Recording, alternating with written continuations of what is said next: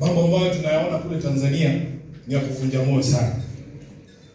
Mheshimiwa Party Leader, baba alikuwa na marafiki kule Tanzania. Ndugu zetu wa chama cha Chadema walikuwa marafiki wake karibu. Wakati ambapo tunaenda kumpumzisha baba, Vice Chair wa chama cha Chadema, Mheshimiwa John Heche, alikuwa aje Bondo kwa ajili ya kumsindikisha rafiki yake wa muda mrefu. Serikali ya Tanzania ilimzuia ndugu yetu John Heche, hakuweza kufika ndani ya Kenya ili kuweza kumwenzi rafiki yake. Na alichukuliwa hapo hapo, passport yake ikachukuliwa, mpaka kufikia sasa hatujui alipo John Heche.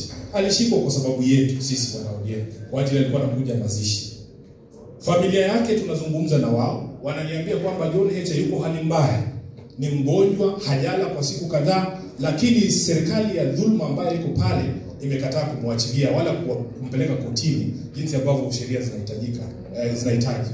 Sisi wanaodia tumesikizana kwamba kesho tutatoa taarifa rasmi kuhusu matukio haya yote, lakini nikiwa hapa nikemee matukio haya kwa sababu si matukio ambayo wanademokrasia kama sisi tunaweza kukubali yafanyike katika area hii yetu ya kanda ya Afrika Mashariki.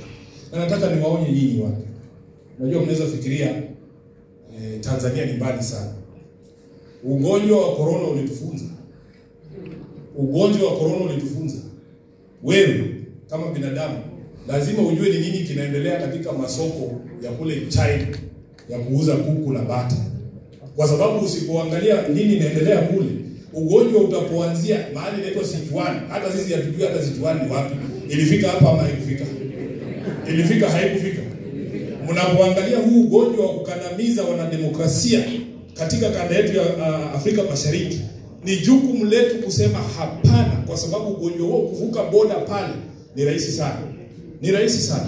Kwa hivyo tutatoa taarifa rasmi kesho, Mheshimiwa Governor na wengine vile tumesikizana, alafu tuweze kuweka wazi mawazo yetu kuhusu matukio yote ambayo yanafanyika pale kama wanademokrasia. Wanademokrasia wote katika dunia lazima tusimame wakati demokrasia inakandamizwa. Kwa hayo mengi, nataka niwashukuru kama nimewachosha na maji ya madafu.